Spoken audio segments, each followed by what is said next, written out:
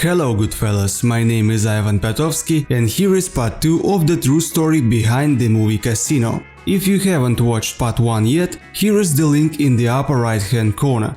Welcome and enjoy!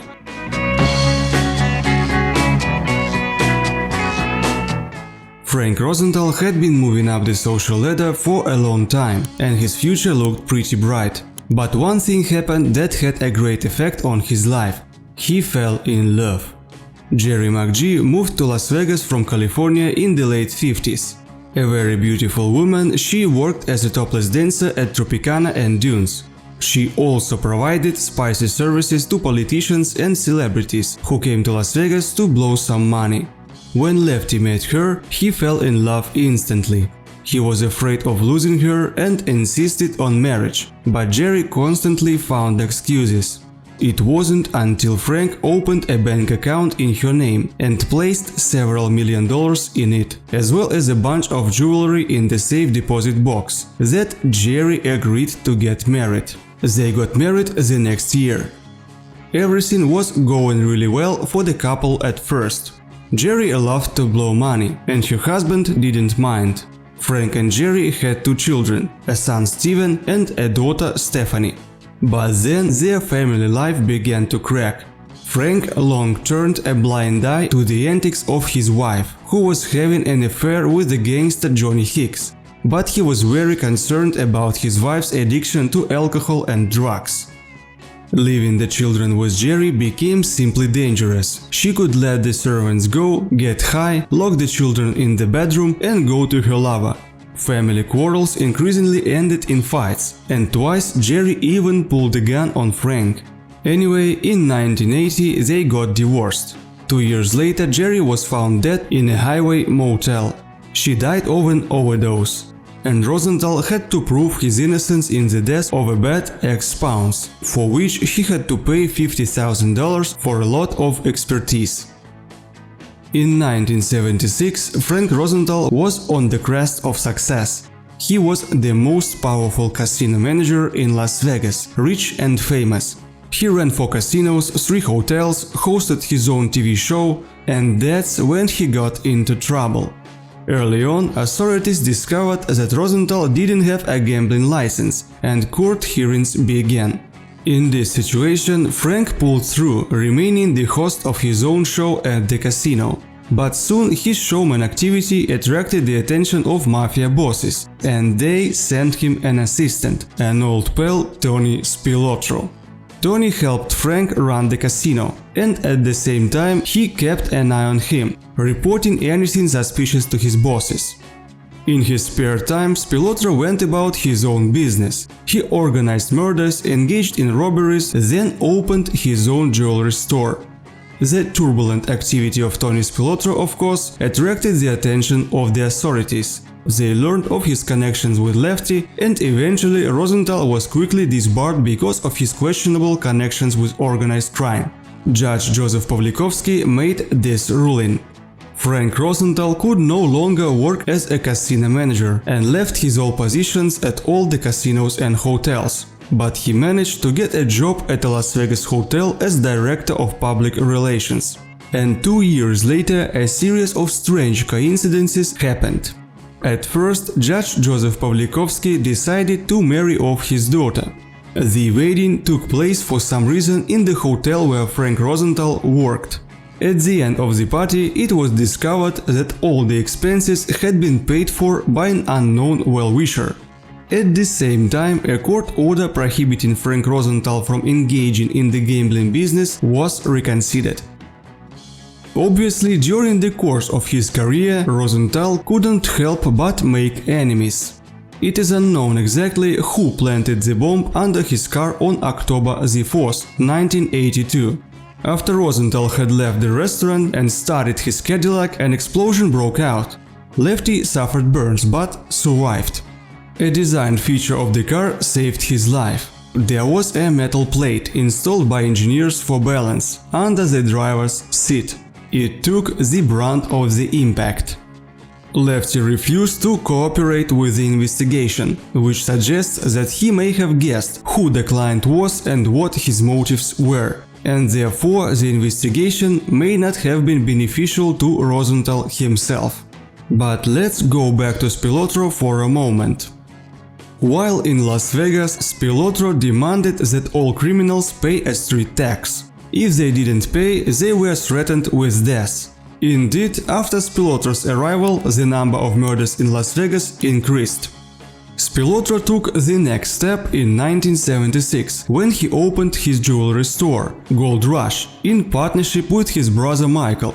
The Gold Rush sold both stolen and legitimate merchandise. Spilotro had to be careful. He avoided selling items that had been stolen in Las Vegas, so that the rightful owner wouldn't walk into the store and see them. He also suspected that the FBI was bugging the store, so he had to be careful when talking on the phone. The Gold Rush, located one block from the Las Vegas Strip, became home to a team of Spilotro robbers who broke into hotel rooms, wealthy homes and high-end stores and stole their goods. The team was successful and used every means necessary to get the goods they wanted. If they were unable to find an easy way to their target, they drilled a hole in the wall or roof. Because of this, they gave themselves the nickname of the Hole in the Wall Gang. In 1979, the FBI arrested one of Spilotro associates, Jeri McGee. Lisner wanted to make a deal, and word got to Spilotro that Lisner was going to testify. Spilotro hatched a plan to eliminate Lisner and conspired with Frank Carlotta to take him out, which he did, believing he got the green light from the bosses in Chicago. By December, the Nevada Gaming Commission officially blacklisted Spilotro. The ruling barred Spilotro from entering any of the state's casinos, including the very ones he was supposed to control. Nothing, however, prevented Spilotro from continuing his business. The hole in the wall now included Las Vegas Metropolitan Police Officer Joe Blasco and mafia members Leo Gordino, Ernest Davino, Sal Romano, Lawrence Newman, Wayne Matetsky, Samuel Cusamano and Joseph Cusamano. The bosses, however, remained unhappy with the amount of attention Spilotro received. The casino blacklisting and the affair with Jeri Rosenthal were causing them headaches. Spilotro had already annoyed the bosses twice, but that was just the beginning. On the night of July 4th, 1981, the Hole in the Wall planned a major robbery of Bertha's Gift and Home Furnishing store, which they believed would bring in at least $1 million in profits. But once they got on the roof, police surrounded the store and arrested Carlotta, Blasco, Gordino, Davina, Newman and Matetsky. Spilotro managed to escape, but was tracked down and arrested 2 weeks later. The failed burglary was due to the defection of alarm specialist Sal Romano. He became an informant after authorities accused him of another crime, and thus informed the police of the planned robbery. Frank Carlotta also became a witness for the prosecution after learning that Spilotro had contracted for his life. Carlotta's testimony, however, proved insufficient. Prosecutors couldn't connect Spilotro to the crime. Spilotro was acquitted. But he was soon charged again, this time along with the Chicago companions for casino fraud. The death of Tony and Michael Spilotro. In June, word spread through town that both Michael and Anthony had been murdered. The investigation into the murder had been ongoing for nearly 2 decades. Frank Carlotta, who began testifying after an argument with Spilotro, noted that Michael's activities may have been the cause of this brutal massacre. Spilotro Jr. had stepped on other people's toes too often, and he had long wanted to be eliminated. Of course, if Anthony had been left alive, a bloody war might have broken out.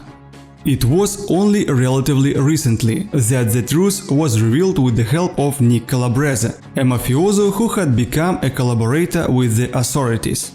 He revealed that the commission had ordered Anthony to pay all affected families the difference in lost profits, as well as to satisfy all moral suits on the people who had defected to the federal services. Seeing no hint of cooperation from the Spilotro brothers, both were lured into a basement room and literally kicked to death, then strangled to be sure. The attempt on his life, for which no one ever went to jail, ended Frank Rosenthal's career as one of the most powerful men in Las Vegas. In 1987, Lefty lost his right to engage in gambling activities after all, and well-known judge Joseph Pawlikowski put Rosenthal's name in the Black Book, a list of people banned from even entering casinos as a customer. A few months later, Rosenthal left Las Vegas for California. In 1991, he appealed to the Nevada Supreme Court, but it was rejected. Rosenthal felt that if the case had gone to the US Supreme Court, things might have been different, but since no one from the Black Book had filed such appeals before, Rosenthal decided not to do so either. Nevertheless, Rosenthal would go to the casino incognito even after the ban was obtained. After moving to Florida, he returned to betting using his knowledge. Rosenthal registered his website and became a consultant for several offshore gambling companies. Lefty died of a heart attack on October 13, 2008. He spent the rest of his life in a small two-bedroom apartment in Miami, where he was found dead by his daughter Stephanie. This story of Frank Rosenthal's rise and fall inspired Nicholas Pileggi to write the book Casino, which in turn served as the basis for the screenplay of the movie of the same name, directed by Martin Scorsese. There is hardly a single person who knows more about the world of gambling than Frank Rosenthal. Most of his associates had no idea he was involved with the mafia, even though he was a significant part of that world. Sports Illustrated once called Rosenthal the greatest living expert on sports betting and gambling. And if we talk about what he did for gambling, the best answer to this question was given by Frank himself. Responding to a journalist's question about what would be left behind in his life, Lefty said, "I was a good father and contributed a little to the gambling business." Subscribe to my channel so you won't miss future videos. Support the channel by buying casino merch or joining me on Patreon. Make sure to watch the Godfather playlist on the right. My name is Ivan Piatouski and you are watching Vano VHS.